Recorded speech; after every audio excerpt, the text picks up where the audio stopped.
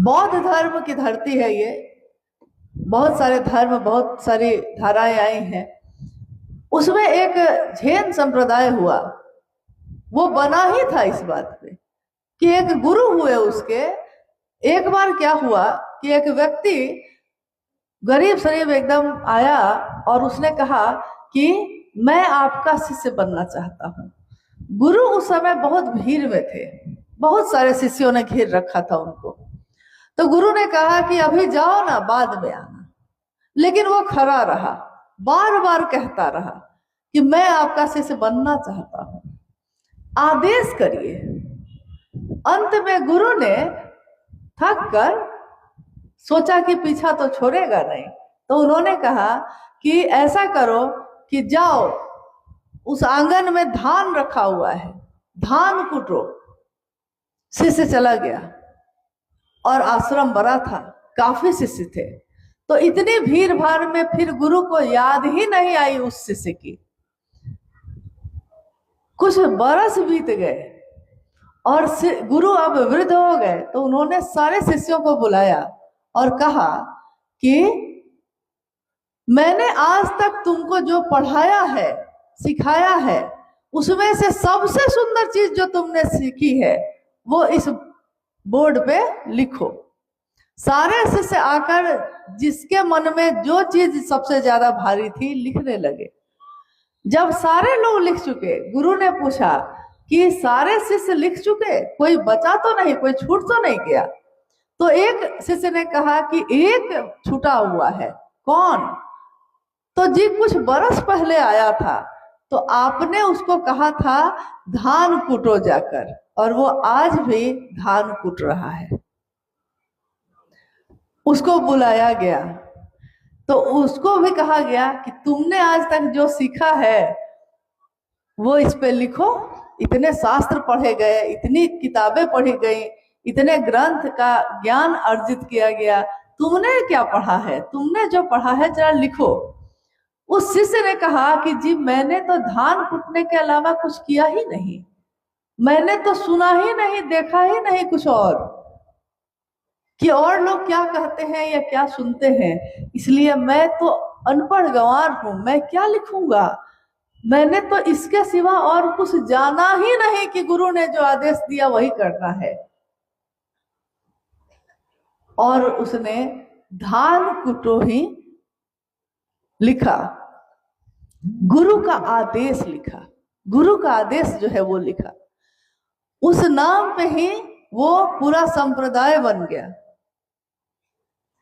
और गुरु के गद्दी पे भी वही बैठा, जबकि सब बड़े ज्ञानी ज्ञानी थे। यानी गुरु के सामने ज्ञानी बन के नहीं जाना है, गुरु के सामने गुरु आदेश अनुसार हम कर सके ये बन के जाना है। तो गुरु का आदेश है कि जो तुम करते हो दूसरों को करने के लिए कहो। तो हम सारे शिव के शिष्य खुद शिव शिष्य बने हैं और दूसरों को कहना है कि आप भी शिव के शिष्य बनिए। बस इतना ही ना।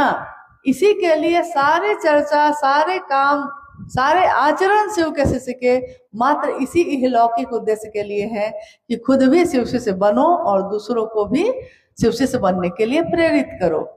तो पूरी चर्चा की परिधि इसी में चलती है कि सारे कार्यक्रम का एक ही उद्देश्य है, एक ही परिधि में है, वो कि गुरु का आदेश करना है, बस और कुछ नहीं। लेकिन आपने गौर किया है कि नहीं किया है, हमारे देश में, विदेश में, पूरे विश्व में लोग ध्यान पे बहुत बात करते हैं। योग कर लो तो ध्यान हो जाएगा, इस पंथ में चले जाओ, इस गुरु के अनुसार करो तो ध्यान होगा, एकाग्र हो जाओगे। हजारों साल से यही विधा चली आई थी। साहब हरिदानंद जी की ये जो दूसरी विधा है, ये विधा क्या है? शिव की चर्चा करो और शिव की चर्चा सुनो, बस यही है। लेकिन दया मांगना, शिव की चर्चा करना और नमन करना, ये तीनों काम ही करते करते हमारा मन इतना अब ध्यान में है कि नींद में भी शिव दिखाई देते हैं। आंख खुलती है तो शिव का ही ध्यान होता है, आंख बंद होती है तो शिव का ही ध्यान होता है। ध्यान की अनुपम विधा है ये दूसरा सूत्र। शिव की शिष्यता, शिव की चर्चा, शिव की चर्चा ध्यान की अनुपम विधा है। सारे योग, सारे कर्म, तंत्र मंत्र यंत्र, सारी चीजों की परिधि इसी परिधि के अंदर है, इससे बाहर कुछ भी नहीं है। तो हमने क्या छोड़ा? घर छोड़ दिया, गृहस्थी छोड़ी है, बाल बच्चों को छोड़ा है, खेत में खेती लगाना छोड़ा है, कुछ भी नहीं छोड़ा है, दुकान चलाना छोड़ा है, गाड़ी चलाना छोड़ा है, कपड़ा पहनना छोड़ा, कुछ भी नहीं छोड़ा है। बस क्या किया है? महादेव को अपने जीवन में ले आए। महादेव मेरे जीवन में आए और सब शिवमय हो गया। मेरा पहनना, मेरा खाना, मेरा उठना, मेरा बैठना, मेरा हंसना, मेरा बोलना, सब शिव हो गया। देखिए ध्यान की कैसी विधा है ये। हमने अलग से कोई प्रयास नहीं किया। ये कब हो गया? जैसे हमारा बच्चा ही हमारी आंखों के सामने बड़ा होता है और हमको पता नहीं चलता है। मेरी आंखों के सामने ही तो बच्चा अभी पैदा हुआ था, 18 साल का हो गया। दिन रात तो देखा है आपने अपनी आंखों से, कहाँ पता चला बउआ बड़ा कैसे हो गया? पौधा लगाया था छोटा सा, इतना विशाल पेड़ बन गया, कहाँ पता चला कि कैसे ये पेड़ बड़ा हो गया? इन आंखों से सूक्ष्म चीजों की जो बढ़त है वो दिखाई नहीं देती।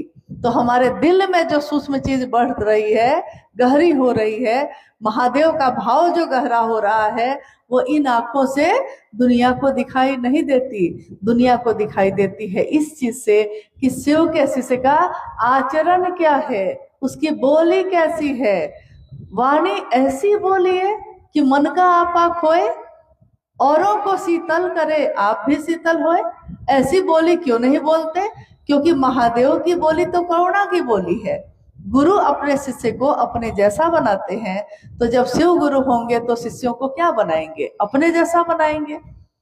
तो शिव की शिष्यता का दूसरा सूत्र, ध्यान हटता ही नहीं है। अब शिव ही ध्यान में है, बाकी चीजें हल्की हो गई हैं और महादेव भारी हो गए हैं।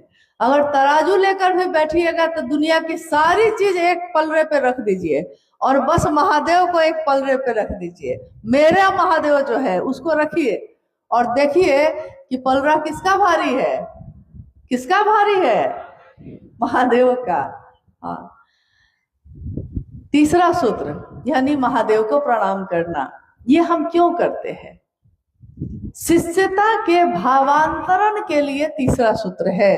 शिष्यता का भावांतरण, भावांतरण का अर्थ होता है ये बात जो अभी तक मेरे विचार में थी, ये विचार, ये जो हमको सूचना मिली है कि शिव गुरु हैं, हम भी बन सकते हैं, ये विचार है, टूट सकते हैं। परंतु अगर ये टिका रह गया, अगर विचार एक ही दिशा में घनीभूत होते रहे, अगर विचार एक ही दिशा में एकाग्र होता रहा, चलता रहा लगातार, तो वो भाव में बदल जाता है। भाव भी अगर गहरा होता गया तो प्रेम में बदल जाता है। विचार, भाव, प्रेम तीनों मन की ही अवस्था है। जैसे पानी की अवस्था होती है वाष्प, भाप, पानी और बर्फ, पानी की ही अवस्था है, वैसे ही मन की अवस्था है विचार, भाव और प्रेम। जब यह प्रेम में बदल जाए, इसके लिए शिष्यता के भावांतरण के लिए विचार घनीभूत होकर भाव बन जाए, मेरा शिष्य भाव बन जाए, इसके लिए महादेव को बार बार प्रणाम करिए। प्रणाम का अर्थ ही होता है अपने शरीर को, अपने मन को झुकाना। प्रणाम कैसे करते हैं हम लोग? या तो पांव छू के करते हैं, या तो हाथ जोड़ के करते हैं, या तो पूरा साष्टांग लेट कर करते हैं। तो जब हम प्रणाम करने के लिए जाते हैं, चाहे किसी विधि से करें, हमारा शरीर भी झुकता है और उसके साथ अगर मन नहीं झुका तो प्रणाम करने का कोई अर्थ नहीं है। क्योंकि अक्सर हम लोगों को प्रणाम करते हैं, लेकिन जब वो चले जाते हैं सामने से तो तुरंत ही उनकी शिकायत शुरू कर देते हैं कि बहुत दुष्ट आदमी है। तो दूसरा पूछता है क्यों प्रणाम किए थे तब? अरे गांव के चाचा हैं, करना पड़ता है। यानी गांव के चाचा है तो आपने हाथ जोड़कर प्रणाम कर दिया, परंतु हमारा मन झुका नहीं। तो तीनों सूत्र एक विशेष उद्देश्य की पूर्ति के लिए किए जाते हैं, और ये विशेष उद्देश्य, मूल उद्देश्य क्या है? आप अपने घर से आए, हम भी अपने घर से आए, ये भी जो बैठे हैं अपने घर से आए, सब अपने अपने घर से आए, तो सबके अपने अपने घर से यहाँ आने का कोई उद्देश्य होगा ना। आज का एक विशेष उद्देश्य होगा। क्या है? कि हमारा महादेव का काम का संगोष्ठी है, बैठक है, तो हम लोग बैठ के इस पे विचार करेंगे कि कैसे करें और आगे कैसे बढ़े। एक विशेष उद्देश्य के लिए सबने मदद ली, सवारी की, यानी सहायता ली किसी न किसी की। कोई मोटरसाइकिल से आया, कोई ट्रेन से, कोई गाड़ी से, कोई पैदल। तो ये जो यहाँ पहुंचे हम, ये सहायक है। सहायक है मतलब मदद ली हमने, सवारी की मदद ली, सहायता ली, परंतु पहुंचना हमको कहाँ था? यहाँ। तो जब हम तीनों सूत्रों की मदद लेते हैं, तीनों सूत्रों की सहायता लेते हैं, सहायक क्रिया है ये कहते हैं। तो मूल क्रिया क्या है? किस मूल क्रिया के लिए हम ये तीनों काम करते हैं? सब कोई कर रहे हैं, बरसों बरस से कर रहे हैं, लेकिन बिना ये जाने कर रहे हैं कि इसको करके क्या होगा। क्या मशीन की तरह कर रहे हैं? सब कर रहे हैं इसलिए हम कर रहे हैं कि जानकर करेंगे कि इसका परिणाम क्या होगा। शिव का शिष्य का अस्थाई शिष्य भाव हो जाए। शिष्यानुभूति में एक पंक्ति साहब ने लिखी है, पूरी शिष्यानुभूति में एक ही चीज के लिए लिखी है कि अनिवार्य हो जाए। अनिवार्य क्या है? अनिवार्य का अर्थ जरूरी है, इसके बिना काम नहीं चलेगा। अस्थाई शिष्य भाव हो जाना, शिष्य का अस्थाई शिष्य भाव हो जाना ही इन तीनों कामों को करने का उद्देश्य है। और जिस दिन अस्थाई हो जाएगा उसके बाद हम तीनों सूत्र करेंगे कि नहीं? तब भी करेंगे, क्योंकि साइकिल चलाने के लिए, सीखने के लिए जो तरीका अपनाया जाता है, साइकिल सीख लेने के बाद भी तरीका वही रहता है, चलाने का तरीका नहीं बदलता है। अब तीनों सूत्र महादेव के लिए कृतज्ञता ज्ञापित करती है कि नहीं? क्या हम जो तीनों सूत्र करते हैं तो महादेव के लिए हम कृतज्ञ हैं, महादेव का एहसान मानते हैं, इसलिए कर रहे हैं? और अगर इसके लिए कर रहे हैं तो तीनों सूत्र करने से ये हो जाएगा कि नहीं? ये आज की जिज्ञासा है। आपने लिख के नहीं दी होगी, पता नहीं दी है कि नहीं दी है, लेकिन एक जिज्ञासा है कि ये तीनों सूत्र करते हैं ना हम लोग सुबह से रात तक, तो महादेव के लिए कृतज्ञता है या नहीं? एक गुरु भाई ने एक बार साहब से ये जिज्ञासा रखी। साहब ने उत्तर दिया कि अगर वो कामना लेके करता है, यानी शिव को गुरु तो बना लिया है, लेकिन उसके मन में कामना है यही कि अगर मेरी संतान होगी तब हम महादेव को गुरु मानेंगे, और मान लिए हैं तो तीनों सूत्र कर भी रहे हैं इसी के लिए, लेकिन मन में है कि संतान के लिए कर रहे हैं। कोई कहता है मेरी बेटी का शादी हो जाता इसलिए महादेव को गुरु माने हैं, महादेव की दया होगी बेटी की शादी हो जाएगी, तीनों सूत्र भी करेंगे, करते हैं, कहते भी हैं कि हम करते हैं। तो क्या तीनों सूत्रों को करना कृतज्ञता मानी जाएगी? नहीं मानी जाएगी। लेकिन परिणाम सुंदर होंगे, मतलब रिजल्ट मिलेगा, परिणाम होगा, बेटी की शादी हो जाएगी, संतान हो जाएगा। क्या ऐसा है जो नहीं होगा? किम न सिद्धते भूतले, इस भूतल पे ऐसा क्या है जो शिव चाहे तो न होगा? लेकिन ये कृतज्ञता नहीं मानी जाएगी। कृतज्ञता तब मानी जाएगी जब बिना किसी कामना के, बिना किसी स्वार्थ के हम शिव के लिए ये तीनों सूत्र करेंगे। और यही किया था साहब हरिदानंद जी ने।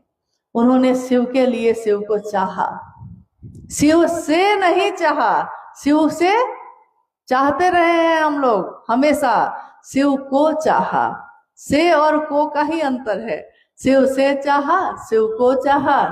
तो शिव को चाहा तो जब शिव मेरे हो जाएंगे तो पूरी दुनिया मेरी होगी कि नहीं होगी। जो महादेव का है सब मेरा। जब महादेव मेरा तो महादेव की सारी चीजें भी मेरी। आज की ये संगोष्ठी, ये बैठक जो रखी गई है, इसमें हम लोगों ने देखा है कि आसपास के जिले के भी बहुत सक्रिय गुरु भाई गुरु बहन भी शामिल हैं। कुशीनगर के लोग ज्यादा संख्या में शामिल हैं। और हम सबका उद्देश्य यही है कि जो काम हम अपने जीवन में कर रहे हैं उसकी चमक दिखे इस दुनिया में, ये रोशनी दिखे। हमसे ऐसा काम हो सके महादेव का कि लोग देखें आपको, हमको तो कह दे, बोल बैठे, खुद ब खुद बोल बैठे कि महादेव का चेला हो तो ऐसा हो। अभी एक गुरु भाई है ना मुन्ना जी, जो भजन गा रहे थे, गुरु भी लाजवाब है और चेला भी लाजवाब है। यानी गुरु जो होगा वो अपने शिष्य को भी वैसा ही बनाएगा, उससे कम नहीं बनाएगा, उससे ज्यादा बनाएगा। मेरे गुरु महेश्वर शिव को मेरा प्रणाम है। इस कालखंड के प्रथम शिव के शिष्य हम सबों के परम आदरणीय वरेण्य गुरु भ्राता साहब श्री के चरणों में मेरा प्रणाम है। शक्ति स्वरूपा माँ नीलम आनंद जी के चरणों में मेरा प्रणाम है। और कुशीनगर के इस स्थल पे उपस्थित आप सभी गुरु भाई गुरु बहन के चरणों में मेरा प्रणाम।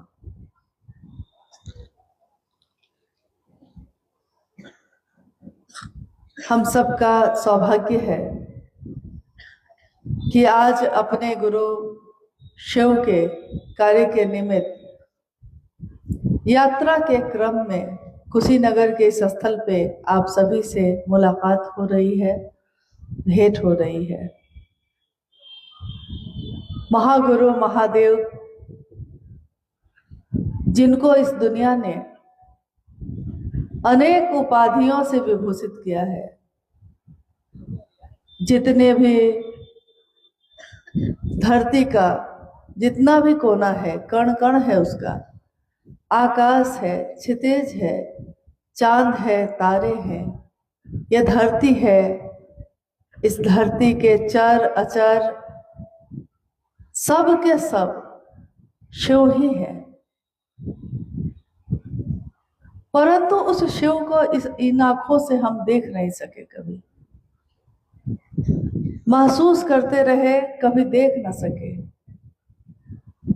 हजारों साल का इतिहास जो उपलब्ध है वो बताता है कि शिव को कभी रुद्र मानकर, कभी तीनों लोकों का ईश्वर मानकर, कभी त्रयंबक के रूप में, कभी नटराज के रूप में, कभी महाकाल के रूप में, कभी महायोगेश्वर के रूप में दुनिया के लोगों ने पूजा है। जिसने जैसा जाना उसने वही नाम दे दिया। शिव तो एक ही है, हमारी दृष्टि उनको जैसा देखती है हम उनको वही नाम दे देते हैं। वो शिव एक ही है, हम शिव ना हो पाए, वो शिव ही हमारे जैसा हो जाता है। दुनिया में ज्ञान की इतनी धारा आई, ज्ञान जिसके बारे में अभी थोड़ी देर पहले भी अनु भैया कह रहे थे अपनी चर्चा में कि रावण इतना बड़ा भक्त था, ज्ञान नहीं मांगा तो सब कुछ विनष्ट हो गया, सब विध्वंस हो गया। यानी अपने जीवन में एक इंसान को, खासकर इंसान को ज्ञान की जरूरत पड़ती है, हर काम के लिए पड़ती है। बच्चा जब पैदा होता है अपनी माँ को पहचानने के लिए भी उसको ज्ञान की जरूरत है। अगर उसका दिमाग काम नहीं करेगा तो वो अपने माता पिता को भी नहीं पहचानता। हर कदम पे ज्ञान की जरूरत पड़ती है। हम अपने से छोटों से भी ज्ञान लेते हैं। अभी आप देखिएगा कि हर हाथ में मोबाइल है, मोबाइल फोन है। अक्सर हम नहीं जानते कि उससे कैसे काम लिया जाता है, कैसे खोला जाता है, कैसे बात की जाती है, तो हम अपने घर के बच्चों से भी पूछ लेते हैं, बउआ जरा बताओ कि फोन लगाना है कैसे लगाए, फोटो खींचना है कैसे खींचा जाता है। यानी हम छोटे से छोटे बच्चे से भी जगत का ज्ञान लेने के लिए संकोच नहीं करते हैं, उससे पूछ बैठते हैं और सीख भी लेते हैं। इससे में हमारा अहंकार आहत नहीं होता, हमारा अहंकार इससे घायल नहीं होता कि हम जगत की चीजों के लिए उम्र में किस स्तर का कोई है, लेकिन जैसे ही आध्यात्मिक ज्ञान की बात होती है तो हमारी आंखें आकलन करती हैं कि अरे ये बताएगा मुझको, जिसको पढ़ने लिखने नहीं आता, जिसने कभी शास्त्रों का अध्ययन नहीं किया है, जिसने कभी साधुओं की संगति नहीं की, वो मुझको क्या बताएगा। लेकिन महादेव का ज्ञान उतरता है तब शास्त्र आरेखित होते हैं, और महादेव का ज्ञान तो किसी में उतर सकता है, वो भेद नहीं करते। महादेव ने कभी भेद नहीं किया, महादेव ने न जाति बनाई, न धर्म बनाए, न वैमनस्यता बनाई, न नफरत बनाया। महादेव ने तो करुणा की बरसात की, महादेव ने तो सबको एक जैसा बनाया, मानव का मानव से प्रेम करना सिखाया। हम आकर भूल बैठे।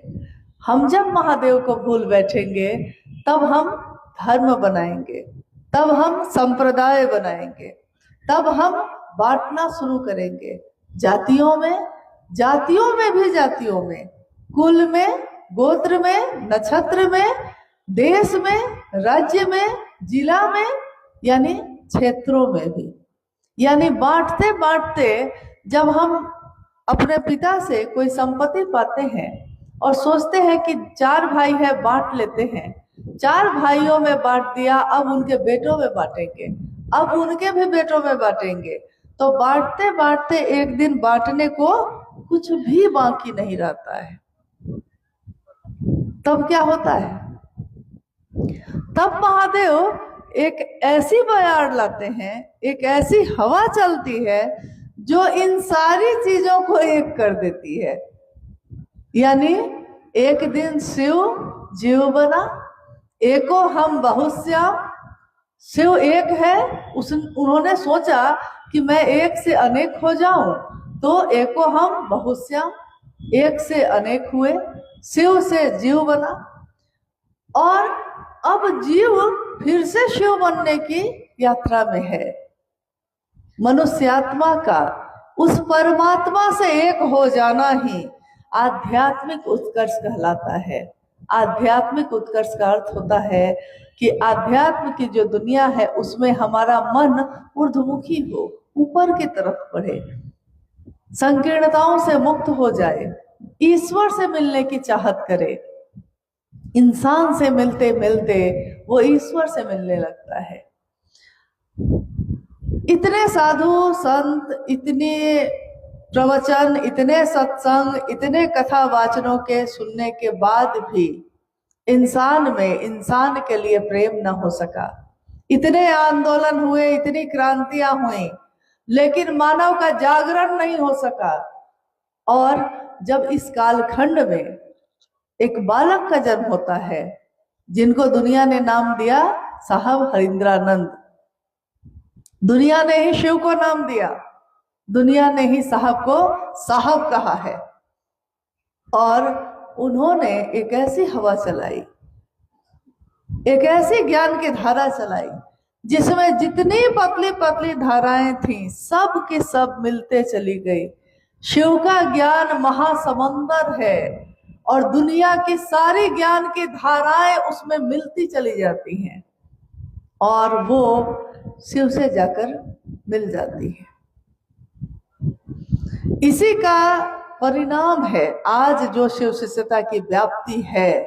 वो शिव शिष्यता की व्याप्ति, जब हम उसकी पृष्ठभूमि की बात करते हैं, जब हम उसकी व्याप्ति की बात करते हैं, जब हम उसके उद्देश्य की बात करते हैं तो शिव शिष्यता की व्याप्ति में आपने थोड़ी देर पहले अलग अलग लोगों से या कभी भजन के माध्यम से ये सुना कि साहब हरिंदानंद जी इस दुनिया में उनका जन्म होता है सिवान जिले में, 31 अक्टूबर को होता है, 1948 साल चल रहा है और धीरे धीरे वो बड़े होते हैं।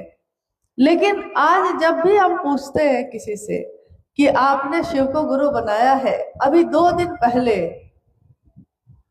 एक व्यक्ति जो मुझको बिहार में मिले, उनके हाथ में कंगन था। मैंने पूछा आप भी शिव के शिष्य हैं? उन्होंने कहा हाँ। मैंने पूछा उनसे क्या आप साहब को जानते हैं जिनके कारण हम शिव शिष्य हो सके? उन्होंने कहा ये कौन है? मैंने नहीं सुना कभी। यानी जिसने दिया उसी को भूल गए। जैसे महादेव ने दिया तो महादेव को भूल गए, और जब किसी ने महादेव से मिलवाया तो उसी को भूल गए, उसी के बारे में नहीं जानते। मुझको जानते हैं, आपको जानते हैं, अरे हम ही हम हैं तो क्या हम हैं, और तुम ही तुम हो तो क्या तुम हो। अगर वो उसको न जान सका जिसने शिव शिष्यता से मिलाया है, जिन्होंने जागरण किया है शिव शिष्यता का, व्यक्ति के मानसिक और आध्यात्मिक तल का, व्यक्ति के मानसिक मन के स्तर पे आज जागरण हुआ है। ये आध्यात्मिक तल पे मन जब जगता है तो मन सूक्ष्म होता है। सूक्ष्माति सूक्ष्म सत्ता से मिलने के लिए सूक्ष्म चीजों से ही मिला जा सकता है। महादेव से मिलने के लिए भाव स्तर पे ही संपर्क हो सकता है। महादेव को गुरु बनाने के लिए विश्वास या अविश्वास दोनों चलेगा, परंतु अगर हम चाहते हैं जुड़ाव हो जाए, एक रिश्ता बन जाए, तो ये रिश्ता बनाने के लिए भाव जरूरी है। ये भाव होगा कैसे? क्योंकि अभी आपने लगातार सुना कि 3 सूत्रों के बारे में सुना। 3 सूत्र करते क्या है? ये 3 सूत्र हमको करना क्यों है? किसके कहने से कर रहे हैं और इसका परिणाम क्या होगा? थोड़ा आइए हम लोग उस पर रोशनी डालते हैं, जितना भर मेरा सामर्थ्य है, क्योंकि सामर्थ्य महादेव का असीम है, हमारी आपकी सीमा है। उसके आगे समझना होगा तो महादेव से ही संपर्क करना होगा। जितना भर हम लोगों ने साहब और दीदी से जाना है, उतना भर बताने की कोशिश करते हैं। जब साहब ने देखा कि शिव जगह है और दुनिया सोई है, तो साहब के मन में एक आध्यात्मिक आह्लाद पैदा हुआ। आध्यात्मिक आह्लाद का अर्थ होता है जो दिल में पैदा हो, खुशी पैदा हो गई है दिल में, आह्लाद, आनंद। और इस आनंद में वो इतना डूब गए हैं कि वो चाहते हैं कि दुनिया का हर व्यक्ति इसमें डूब जाए। ये चाह रहे हैं साहब। चाहत देखिए क्या है, शिव के लिए शिव को चाहना, यह है चाहत उनकी। और जब आध्यात्मिक आह्लाद पैदा हुआ तो उन्होंने देखा कि दुनिया के लोग तो महादेव के लिए सोए हुए हैं, लोगों के दिल में महादेव है, महादेव का बीज है, परंतु वो बीज चुपचाप एक कोने में पड़ा हुआ है। सबके दिल में भाव प्रकट है, लेकिन किसके लिए? सबके दिल के भाव प्रकट है मेरा पति, मेरी पत्नी। पति का भाव है, पत्नी का भाव है, मेरी माँ, मेरे पिता, यहाँ पुत्र का भाव है, पुत्री का भाव है, मेरा भाई, बहन का या भाई का भाव प्रकट है, दुश्मन, मेरा दुश्मन, दुश्मन का भाव भी प्रकट है, मेरा मित्र है, मित्रता का भाव भी प्रकट है। तो साहब श्री देख रहे हैं कि ये इंसान जो है, इंसानों की ये जो दुनिया है, इसमें दुनिया के, जगत के सारे भाव प्रकट हैं, परंतु शिव के लिए कोई भाव प्रकट नहीं है। तो उन्होंने देखा कि आखिर ये शिव का भाव कहाँ छिप के बैठा है जो प्रकट नहीं हो रहा। उन्होंने अपने जीवन की अनुभूति से, जिसमें सिंहेश्वर मधेपुरा में महादेव ने मात्र उनके इतना कहने से कि बुढ़ऊ इज्जत रखी है, प्रसाद ग्रहण कर लिया, तो साहब ने कहा कि महादेव की दया ही सब कुछ है। उन्होंने अपने जीवन के 1974 में जब उन्होंने शिव को गुरु माना, उस समय से लेकर 1986-82 तक में जो चीजें घटित हुई थी देखा था, उस आधार पर उन्होंने कहा कि सब कुछ किया जा सकता है, परंतु अगर आप दुनिया की मदद करना चाहते हैं, अगर आप लोगों का कल्याण करना चाहते हैं, अपना भी दूसरों का भी, तो इसमें शिव मदद करते हैं, बहुत ज्यादा मदद करते हैं। तो उन्होंने पहला सूत्र बनाया। पहला सूत्र क्या है? सबको ही को पता है। पहला सूत्र क्या है जिसमें हम क्या बोलते हैं? मन ही मन अपने गुरु शिव से हम बोलते हैं। क्या बोलते हैं? दया मांगना बोलते हैं, बस इतना ही बोलते हैं। कभी भी पूरी की पूरी बात सुनिए, कभी भी पूरी बात समझिए। पहले सूत्र में हम क्या बोलते हैं? बोलिए आप लोग, क्या बोलते हैं? मन ही मन की बात हो रही है, तो मन ही मन हम कहते हैं, हे शिव, आप मेरे गुरु हैं, मैं आपका शिष्य हूं, मुझ शिष्य पर दया कर दीजिए। यही कहते हैं। हे शिव, आप मेरे गुरु हैं। आप किसके हैं? दुनिया के हैं, जगत गुरु हैं, महागुरु हैं, गुरुओं के गुरु हैं, परंतु हे शिव, आप मेरे गुरु हैं। यहाँ अब दुनिया नहीं है। कौन है? मैं। और कौन है? मेरे गुरु। तो मैं और मेरे गुरु, मैं अपने गुरु शिव से ये कह रही हूं, हे शिव, आप मेरे गुरु हैं, मैं आपका शिष्य हूं। ये मैं जो है, ये मैं कौन है? साहब ने कहा कि अगर आपके दोनों हाथ बदल दिए जाए, आपके शरीर का अंग प्रत्यंग बदल दिया जाए, आंखें बदल दी जाए, किडनी बदल दिया जाए, दिल बदल दिया जाए, तब भी आप रहिएगा कि नहीं? उन्होंने पूछा तो सबने कहा रहेंगे। साहब ने कहा कि ये जो कहता है मैं हूं, रहूंगा, ये कौन है? क्या ये शरीर है? क्या ये आकार है? क्या ये मूर्ति बोल रही है? क्या ये तस्वीर बोल रही है? या कोई इंसान का शरीर बोल रहा है? नहीं, ये बोल रहा है वो जो चेतना है, जो ऊर्जा है आपके अंदर, जिसने आपको जीवित रखा है। और ये ऊर्जा निकल गई तो यही शरीर जो अभी आपका है, अब आपका नहीं है। शरीर की मौत हो गई। यानी ये जो बोलता है मैं, तो जब हम पहले सूत्र में कहते हैं मैं आपका शिष्य हूं, तो क्या ये शरीर उनका शिष्य है? कि मेरे अंदर की जो चेतना है वो कह रही है, हे शिव, मैं आपका शिष्य हूं, मुझे शिष्य पर दया कर दीजिए, मुझे शिष्य पर दया करिए। यह कौन है? मैं जो शिष्य हूं। लेकिन मैं तो धरती पे और भी बहुत कुछ हूं।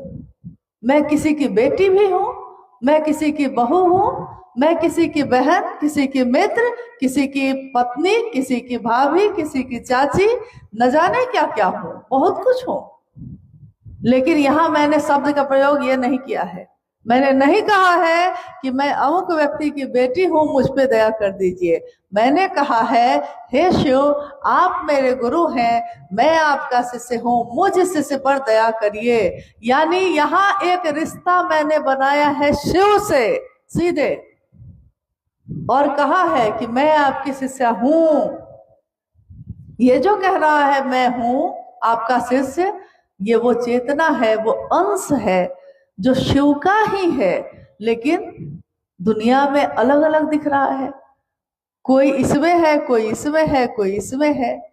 जैसे कोई चांदी का दिया है, कोई सोने का दिया है, कोई मिट्टी का दिया है, और अगर तीनों दिया को ढक दे और पूछे आपसे कि इन तीनों की रोशनी को सिर्फ देखिए, और रोशनी को देखकर बताइए कि दिया चांदी का है, सोना का है कि मिट्टी का है, तो आप कैसे बताइएगा? दिया यानी शरीर अलग अलग हो सकता है, परंतु उसकी रोशनी, उसकी चेतना, उसकी ऊर्जा एक ही है, जो शिव से निकली है और शिव में मिलेगी। तो स्वस्फूर्त जागरण के लिए पहला सूत्र है। स्वस्फूर्त जागरण यानी मेरे दिल में, किन लोगों के लिए है ये पहला सूत्र किन लोगों के लिए है? शिष्यानुभूति ये कहती है, साहब की लिखी हुई 1990 की पुस्तक कहती है कि शिव के शिष्य बनने के लिए जो जिज्ञासु हैं, जो चाहते हैं कि मैं शिव का शिष्य बनूं, या जो शिव के शिष्य हैं, उन लोगों के लिए स्वस्फूर्त जागरण के लिए मेरे दिल में, मेरे मन में शिव का जो बिया है, लेकिन वो भाव प्रकट नहीं है, ये भाव प्रकट हो जाए, इसके लिए पहला सूत्र है। तो जब हम मन में बार बार ये कहते हैं तो एक दिन क्या होता है, मन पे निशान पड़ता है। जैसा अभी अनु भैया आपको कह रहे थे कि कुएं के मुंडेर पे एक नाजुक सी रस्सी, पतली सी रस्सी, रसरी आवत जात है, सिल पे परत निशान। रसरी पतली सी है, आई है और गई है, पत्थर तो कठोर है, सबसे कठोर तत्व है, लेकिन निशान किसका पड़ा, पत्थर का कि रस्सी का? रस्सी का, क्योंकि वो बार बार आई है और गई है, बार बार फेरा गया है उसको। तो जिस तरह उस मन पे हम बार बार ये कहते हैं, हे शिव आप मेरे गुरु हैं, मैं आपका शिष्य हूँ, मुझ शिष्य पे दया कीजिए, मन से, मन की गति बहुत तेज है, बहुत तेज। सबसे तेज गति दुनिया में किसकी है? मन की। अभी हम बैठे हैं यहाँ, और अभी अगर हम जाना चाहे अमेरिका, जा पाइएगा कि नहीं? मन से तो चले जाइएगा। मन को पासपोर्ट की जरूरत है, मन को गाड़ी और हवाई जहाज की जरूरत है। मन तो उन्मुक्त है, क्योंकि मन क्या है? सूक्ष्म है। सूक्ष्म चीजें किसी बंधन से नहीं बंधती हैं, शरीर बंधन में है, मन नहीं है। तो मन से हम कहीं भी जा सकते हैं। तो जिस तरह इस मन से हम कुशीनगर से सिवान जा सकते हैं, हम कुशीनगर से छपरा जा सकते हैं, हम कुशीनगर से गोपालगंज जा सकते हैं, उसी तरह इसी मन से हम कुशीनगर में बैठे बैठे महादेव के पास भी जा सकते हैं, हम अपने साहब दीदी से भी मिल सकते हैं। बस मन ही साधन है, मन ही साधन है। तो इसका परिणाम, पहले सूत्र का परिणाम क्या है? उसका परिणाम, उसका रिजल्ट ये है कि मेरे मन में क्या होता है? शिव का भाव, शिव के शिष्य का भाव क्या हुआ? अब प्रकट हो गया। प्रकट हो गया, इससे पहले तो नहीं था प्रकट। जब प्रकट हो गया तब हम कर रहे हैं शिव की बात, यानी शिव की चर्चा। दूसरा सूत्र, गुरु आदेशित कर्म। 1986 में बेगूसराय की धरती पे साहब के मन ने सुना था उस आवाज को। उन्होंने कहा कि कान सुनते हैं, लेकिन मैंने तो, मेरे मन ने सुना है। क्या? कि जो तुम करते हो तुम दूसरों को करने के लिए नहीं कहते। और एक लंबी बातचीत चलती है, उसका परिणाम है दूसरा सूत्र, गुरु का आदेश। गुरु आदेशित कर्म। गुरु का आदेश ही शिष्यों के जीवन की आधार भूमि है, शिष्य का जीवन ही है उस पे। गुरु ने जो आदेश दिया है वही शिष्य का धर्म भी है, वही शिष्य का कर्म भी है। गुरु आदेशित कितने उदाहरण हैं, कितनी कहानियां, आज आप आए, मेरे जन्मदिन की बधाई देने आए आप। इधर घूमने की जरूरत नहीं है, मैं आगे रहने की मानसिकता में नहीं रहता, मैं पीछे रहना चाहता हूँ और पीछे से ही आवाज देता रहूंगा, बढ़े चले जवान तुम बढ़े चलो।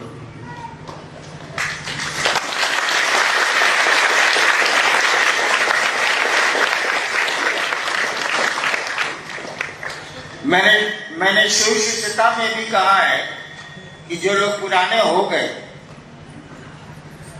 वो पीछे से आए और लोगों को उत्साहित करें, प्रेरित करें शिव गुरु की ओर। लेकिन मेरी बात अब सुनता कौन है? बूढ़ा हो गया हूं। ये सीनियर लोग आपके आगे खड़े हो जाते हैं, आपका रास्ता भी बंद कर देते हैं। मैं न खड़ा होऊंगा, मैं आपको पीछे से पकड़ के लेता चलूंगा, आगे आप रहेंगे, पीछे मैं रहूंगा। अमूमन देखिएगा यहाँ जो सीनियर लोग हैं आपके आगे खड़े हो जाएंगे। अब आगे कोई खड़ा होगा तो आप चलेंगे कैसे, बताइए तो जरा। वो शिव के लिए आपके लिए रास्ता नहीं छोड़ते, वो खुद ही खड़े हो जाते हैं। और जहां तक मेरे जन्मदिन का सवाल है, इसको संकल्प दिवस के रूप में मनाइए। अपने संकल्प को प्रगाढ़ कीजिए, अपने संकल्प को एक निश्चय में बदलिए। वैसे संकल्प का अर्थ ही होता है निश्चय, कि हम शिव का कार्य करेंगे, हम लोगों को शिव गुरु से जोड़ेंगे।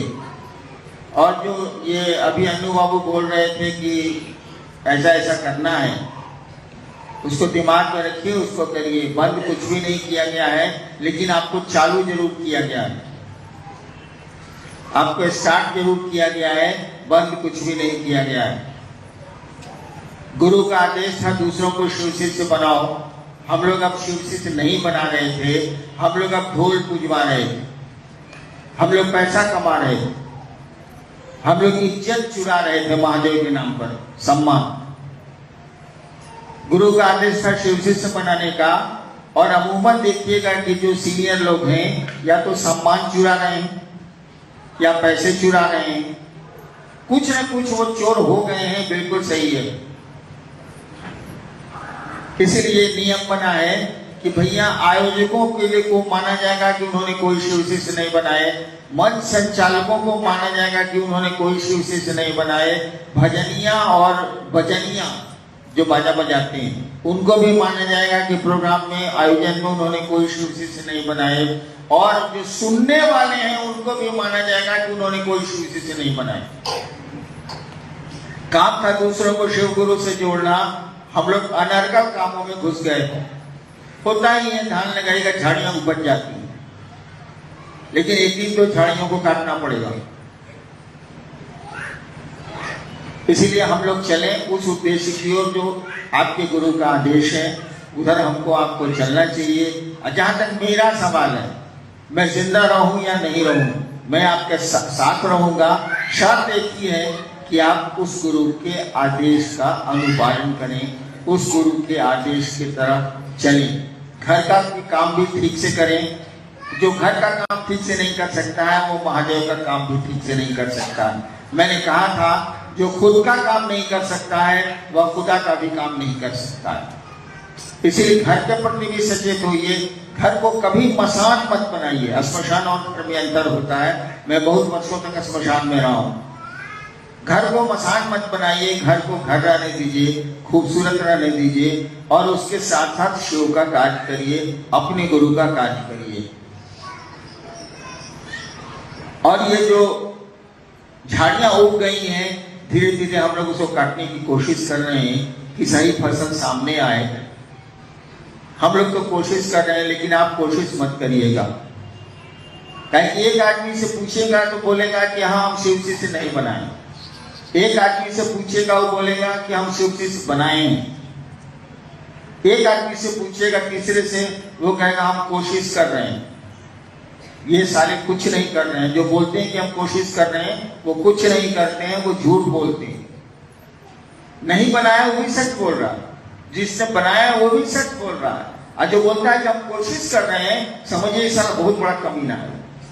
आध्यात्म के क्षेत्र में सारा कोशिश तो कितना साल से कर रहा है। एक आदमी से आपने कहा कि धान लगाओ खेत में, वो कह रहा है कोशिश कर रहे हैं। आप फसल देख रहे हैं कि अभी खेत काढ़े, कौन कोशिश हो रही है भाई? किसी की कोशिश नहीं करनी है, काम करना है। सोचना नहीं है, काम करना है। सोचने के लिए तो तय ही है कि क्या करना है। लोगों को शिव गुरु से जोड़ना। आप आगे चले, मैं आपके पीछे हूं, हमेशा रहूंगा, लेकिन आगे नहीं खड़ा होऊंगा क्योंकि आपका रास्ता बहुत लंबा है, मंजिल बहुत दूर है, शिव आपकी गंतव्य है, शिव आपकी मंजिल है, आपको शिव के पास जाना है। कोई आदमी आपके आगे खड़ा हो जाएगा, वो कितना हो सीनियर का नहीं हो, मैं ही खुद क्यों नहीं हूँ, आपका रास्ता बंद हो जाएगा। किसी को अधिकार नहीं है कि एक शिव शिष्य और उसके गुरु शिव के बीच में अपने को खड़ा कर ले। हम लोगों की बड़ी बुरी आदत है कि हम लोग खड़ा कर लेते हैं अपने को, और अमूमन सारे सीनियर्स की ये बीमारी है, जिसको सीनियर आप कहते हैं। इस कागज में तो सीनियर की व्याख्या की गई है जिसका 3 साल हो गया। बीमारी है कि वो आप पर हुकूमत करते हैं, आपकी समीक्षा करते हैं, आपको सहयोग नहीं देते, मदद नहीं करते। उनकी हुकूमत चलती है, हुकूमत को बंद होना चाहिए। और कम से कम आप आध्यात्मिक पुरुष हैं, आपको एक शिष्य और एक गुरु के बीच में खड़ा नहीं होना चाहिए। आप पीछे से मदद कर दीजिए, बगल से मदद कर दीजिए उसकी, अगर कर सकते हैं तो, और उसको आगे बढ़ने।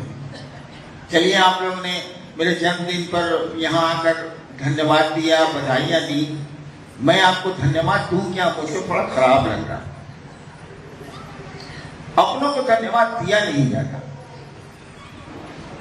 चलिए, मैं आपको साधुवाद देता हूं और अपने गुरु शिव से ये कामना करता हूं कि वो आपके जीवन को सुखद बनाए, सुंदर बनाए और शिवमय बनाए।